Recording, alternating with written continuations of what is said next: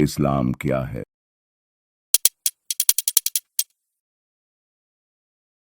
حضرت حود علیہ السلام تقریباً 2500 قاف میم میں صحرائے احقاف یعنی آج کے بحرین، یمن اور عمان کے درمیانی علاقے میں پیدا ہوئے۔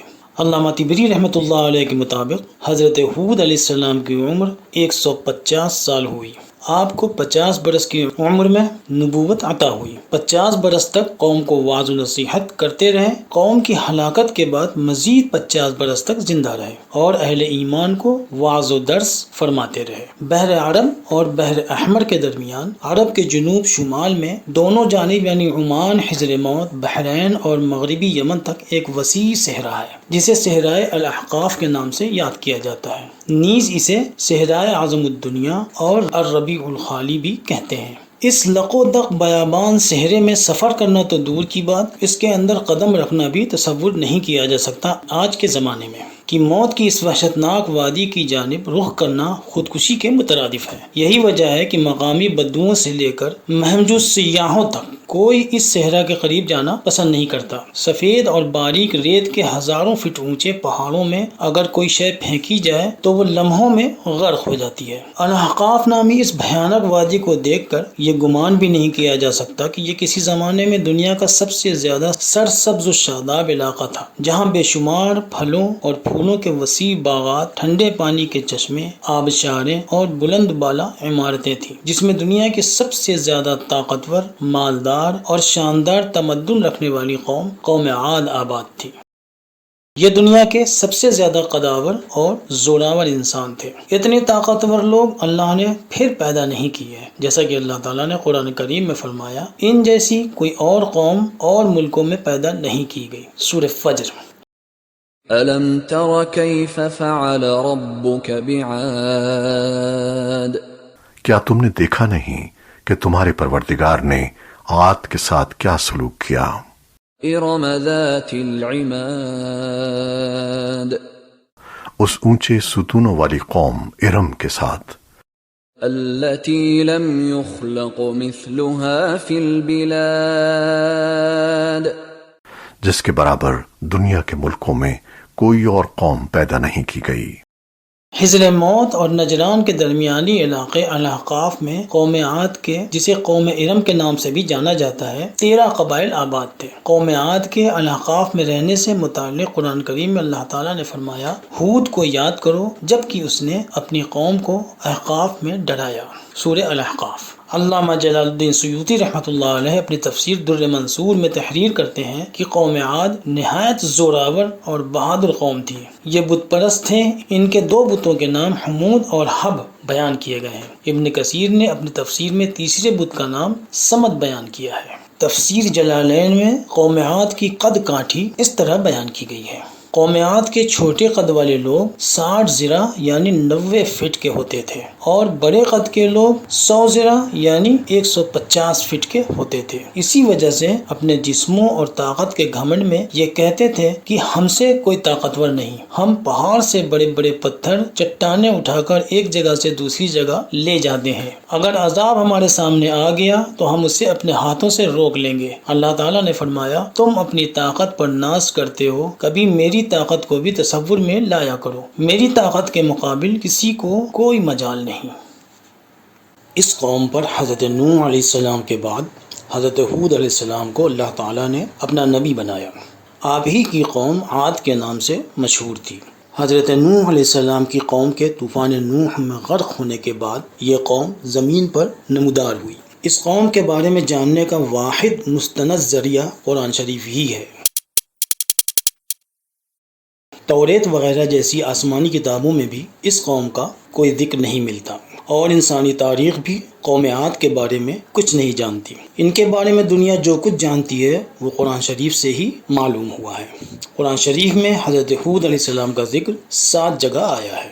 سورہ مومنون میں اللہ تعالیٰ نے ان کا ذکر اس طرح فرمایا، پھر ہم نے قوم نوح کے بعد قوموں کا ایک دوسرا دور پیدا کیا، یعنی جب قوم نوح مٹ گئی اور صرف حضرت نوح علیہ السلام کے خاندان والوں کے علاوہ چند لوگ ہی باقی بچے، تو انہی سے اللہ تعالیٰ نے دوسری قوموں کو پیدا فرمایا۔ ان میں کی ایک قوم تھی قوم عاد۔ قرآن عزیز نے انہیں عاد اولا کے نام سے بھی یاد کیا ہے، جو تاریخ میں عرب کی قدیم قوم بنو سام کے نام سے جانی جاتی ہے، یعنی سام کی اولاد، اور سام حضرت نوح علیہ السلام کے بیٹے تھے۔ قوم عاد کو اللہ تعالیٰ نے انتہائی طاقتور اور مضبوط جسموں والا بنایا تھا، البتہ یہ قوم بھی اللہ کا شکر ادا کرنے کے بجائے شیطان کے چنگل میں پھنس گئی اور کفر کرنے لگی، طاقت کے گھمنڈ میں کہنے لگی من اشد منا قوتاً، کون آج دنیا میں ہم سے زیادہ شوکت اور طاقت کا مالک ہے۔ حافظ ابن کثیر لکھتے ہیں کہ ان لوگوں کی آپس میں لڑائی ہوتی تو ان میں کا ایک آدمی پہاڑ کی چٹان کو اپنے ہاتھ پر اٹھا لیتا اور دشمن قبیلے پر دے مارتا۔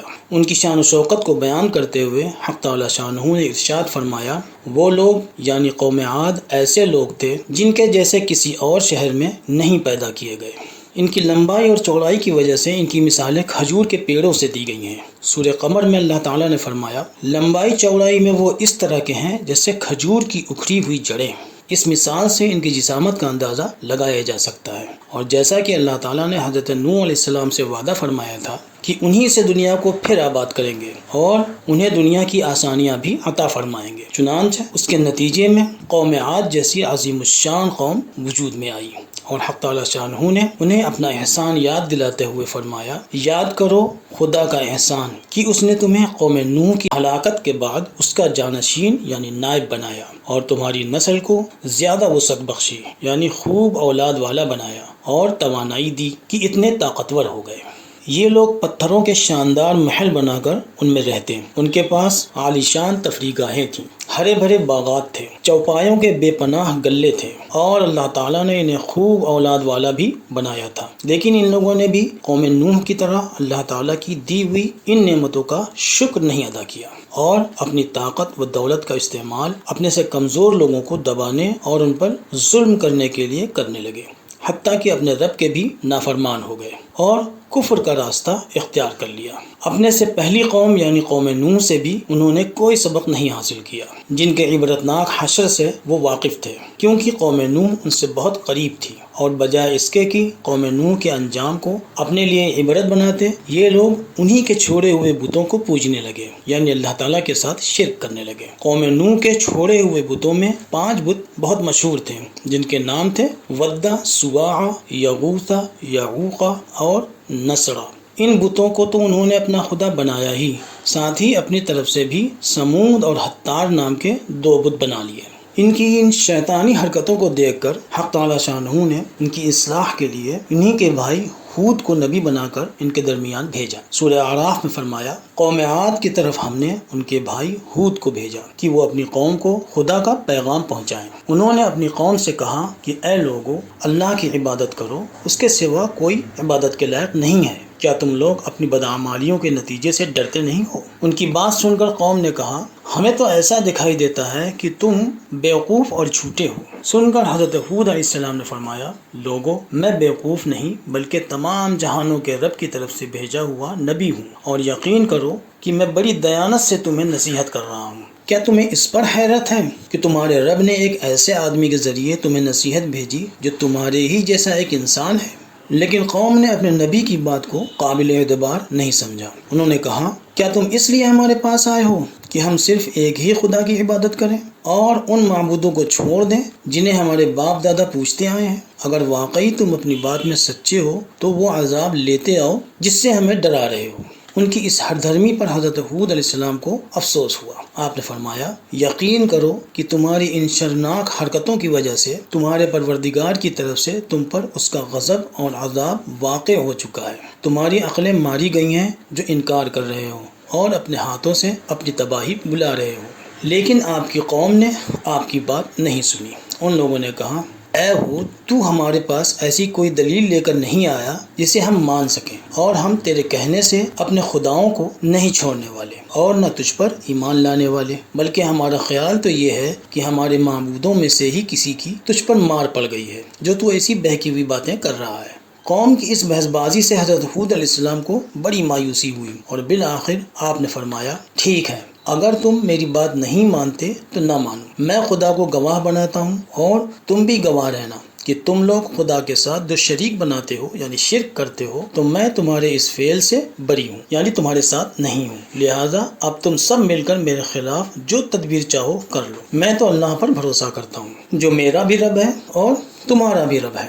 زمین پر چلنے والوں میں کوئی ایسا نہیں جسے اللہ تعالیٰ نے اس کی پیشانی سے پکڑ نہ رکھا ہو، یعنی کوئی حرکت کرنے والا اس کے قبضے سے باہر نہیں، وہ حق اور انصاف کے سیدھے راستے پر ہے۔ میرا پروردگار کسی پر ظلم نہیں کرتا، پھر اگر اس کے باوجود تم نے اس کے احکام سے منہ موڑا تو اب یہ تمہاری مرضی ہے۔ جس کام کے لیے مجھے بھیجا گیا تھا یعنی اللہ کا پیغام پہنچانے کے لیے تو وہ میں پہنچا چکا، اس سے زیادہ میں کچھ نہیں کر سکتا، بلکہ مجھے تو ایسا لگ رہا ہے کہ میرا رب تم لوگوں کی جگہ کسی دوسرے گروہ کو لے آئے گا جو اس کی عبادت کرے اور تم اس کا کچھ نہیں بگاڑ پاؤ گے، وہ ہر چیز کی نگرانی کرنے والا ہے۔ حضرت ہود علیہ السلام کی ان باتوں سے تنگ آ کر قوم کے لوگ کہنے لگے تو تم لے آؤ اس عذاب کو جس کا تم ہم سے وعدہ کر رہے ہو اگر تم اپنی بات میں سچے ہو۔ ان کی بات پر حضرت ہود علیہ السلام نے فرمایا یہ تو اللہ تعالیٰ کو ہی معلوم ہے کہ اس نے عذاب کا جو وقت تمہارے لیے مقرر کر رکھا ہے وہ آیا کہ نہیں، عذاب لانا میرے ہاتھ میں نہیں ہے، میں تو بس اس کا حکم تم تک پہنچائے دے رہا ہوں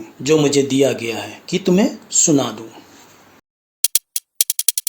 ابن کثیر بیان کرتے ہیں کہ جب قوم عاد نے پوری ڈھٹائی کے ساتھ حضرت ہود علیہ السلام کی بات ماننے سے انکار کر دیا تو ابتدائی عذاب کی صورت میں اللہ تعالیٰ نے ان پر بارش بند کر دی۔ 3 سال تک اس قوم کو بارش کی پانی کا ایک قطرہ بھی نصیب نہیں ہوا، پوری بستی قحط میں مبتلا ہو گئی، سب بہت پریشان ہوئے۔ اس کے باوجود اپنے نبی کی تنبیہ کا خیال نہیں آیا۔ خانہ کعبہ اس زمانے میں بھی سب کے لیے برکت کا گھر سمجھا جاتا تھا، جسے حضرت آدم علیہ السلام نے اللہ کے حکم سے اپنی اولاد کے لیے عبادت کی خاطر بنایا تھا۔ طوفان نوح میں اللہ کا یہ گھر بھی ڈھہ گیا تھا، مگر بعد میں یہاں آباد لوگوں نے اسے بنا کر پھر سے اس کی عبادت شروع کر دی۔ قوم عاد نے اپنے 70 آدمیوں کا ایک وفد یعنی گروپ خانہ کعبہ کی طرف بھیجا کہ وہ وہاں جا کر ان کے لیے بارش کی دعا کریں۔ وہ لوگ وہاں پہنچے تو خانہ کعبہ کی دیکھ بھال کرنے والوں نے قوم عاد کے وفد کا خوب شاندار استقبال کیا، گانے بجانے اور شراب وغیرہ کی محفلیں سجائیں، کیونکہ مکہ والے قوم عاد کے رشتہ دار تھے، اور مکہ والوں کی خاطر مدارات کا نتیجہ یہ نکلا کہ قوم عاد کا وفد ان لوگوں کی خاطر مدارات میں الجھ کر رہ گیا اور دعا کرنا ہی بھول گیا۔ جب مکہ والوں نے انہیں یاد دلایا کہ وہ لوگ یہاں کسی خاص کام سے آئے ہیں تو وفد کو اپنی غلطی کا احساس ہوا اور انہوں نے خانہ کعبہ میں جا کر اپنی بستی پر پڑنے والے قحط کے دور ہونے کی دعا کی۔ ان کی دعا کے نتیجے میں آسمان پر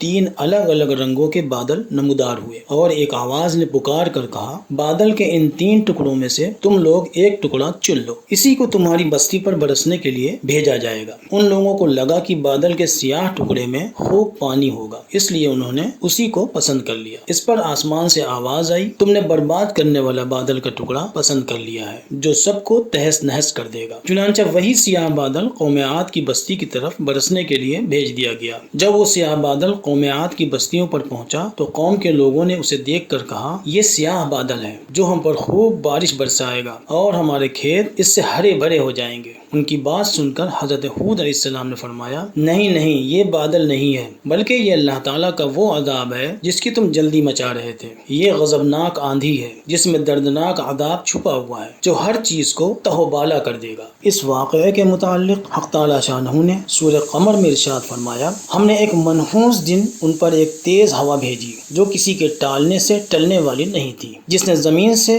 اکھاڑ پھینکا لوگوں کو اس طرح جیسے کھجور کے اکھڑے ہوئے تنے زمین پر پڑے ہوں۔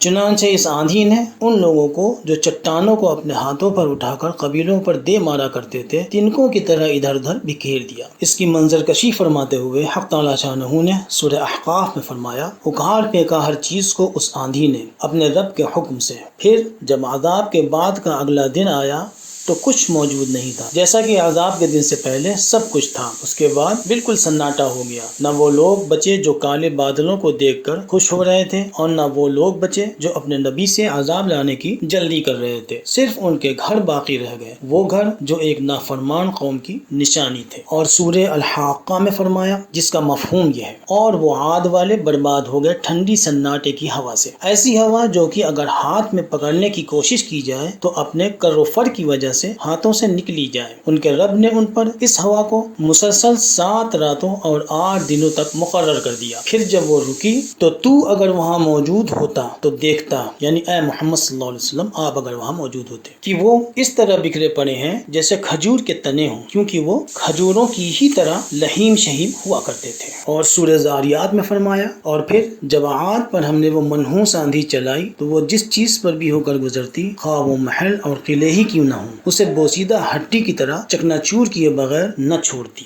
تو اے ہود، کیا تو دیکھتا ہے کہ ان میں سے کوئی باقی بچا؟ تو کیسا رہا میرا عذاب اور میرا کھڑکھڑانا۔ حضرت نوح علیہ السلام کی قوم کے بعد یہ دوسری ایک پوری قوم کا عبرتناک انجام تھا، جو صرف اس لیے ہلاک کر دی گئی کہ اس نے حق تعالی شانہ کی نافرمانی کی اور اس کی دی ہوئی نعمتوں پر بے جا گھمنڈ کیا، شرک کیا اور اللہ کے بھیجے ہوئے نبی کی بات نہیں مانی۔ اور جس وقت قوم عاد پر وہ منحوس آندھی چل رہی تھی اور وہ کٹے ہوئے شہتیروں کی طرح ادھر ادھر اڑتے پھر رہے تھے، اس وقت حضرت ہود علیہ السلام اپنے مومن ساتھیوں کے ساتھ اللہ کے حکم سے ایک جھونپڑے میں اطمینان سے بیٹھے ہوئے تھے۔ ہوا کے جو تھپیڑے نافرمانوں کے لیے موت کا سامان بنے ہوئے تھے، وہی تھپیڑے مومنوں پر سے اللہ کی رحمت بن کر گزر رہے تھے۔ بے شک اللہ جسے چاہتا ہے امان دے دیتا ہے، اور نافرمانوں کے لیے اس کے قہر سے بچنے کی کوئی جگہ نہیں ہے۔ پتھروں کے جو محل بظاہر کسی زلزلے اور کسی طوفان سے ذرہ برابر بھی ہلنے والے نہیں تھے، وہ محل بھی خدا اور اس کے نبی کی بات نہ ماننے والوں کی حفاظت نہ کر پائے، اور جب